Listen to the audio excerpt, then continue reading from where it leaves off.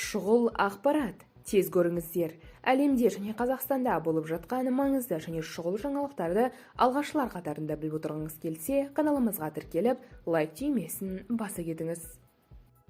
Тамыздың ортасында Бестерек ауылында болған жол көлік оқиғасынан қаза тапқандар саны артты. Жол апатынан кейін комаға түскен қыз бала көз жұмды, деп хабарлайды kaz.nur.kz. Казинформге сілтеме жасап.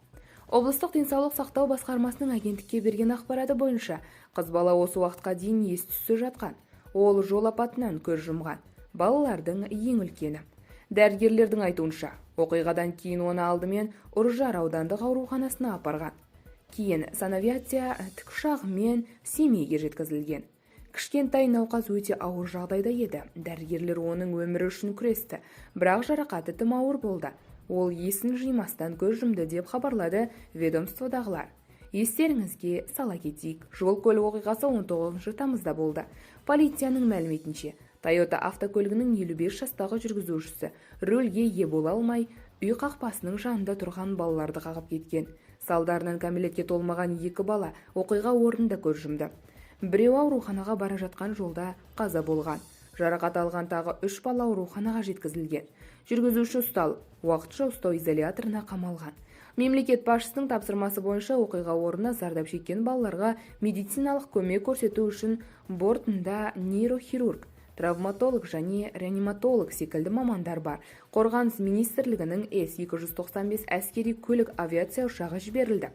Кейінірек облыстық әкімдік жол көлік оқиғасының салдарынан зардап шеккен балаларға қатысты жаңа деректерді жариялады. Әкімдіктің мәліметінше, жол көлік оқиғасы салдарынан 2-7 жас аралығындағы 3 бала көз жұмған. Сонымен қатар 6-9 жас аралығындағы тағы 3 бала жарақат алған. Белгілі болғандай, зардап шеккендер 2 отбасының балалары.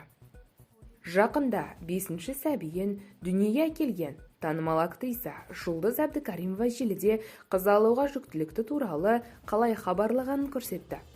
Қуанышты жаңалықты білген кездегі Қайрат Нұртастың қызының видеосы желіде көптің назарына ілікті, деп хабарлайды kaz.nur.kz. Жұлдыз Әбдікаримова аталмыш бейне жазбаны инстаграмдағы парақшасында бөліскен. Видеодан Алау Қайрат қызы анасының жүктілігіне қатты таңғалғанын байқауға болады. Аяғыңыз ауыр ма? Шынымен бе? Кімнен? Әкемнен бе? Деді Қайрат Нұртастың қызы. Ата-анасының тағы да балалы болатынына қатысты жаңалықты Алаудың естіген сәті желіде қызу талқыға түсті. Көпшілік оның анасы кімнен жүкті екенін сұрағанына таңғалды. Кімнен? Деп сұрап қатырды. Артынан әкемнен бе деп қояды. Алау өлтіресің. Кімнен дегені қалай кетті? Алау қыз қатырды. Қатты қуанып кеткен ғой. Не айтарын білмей қалды балапан, деп жазған оқырмандар. Жұлдыз Әбдікаримова бұл жайтқа қатысты пікір білдіріп, қызының абдырап қалғанын айтты. Қызымның қобалжығаны сонша абдырап, неше түрлі сұрақ қойды ғой. Бала тілі бал, деп жазды актриса.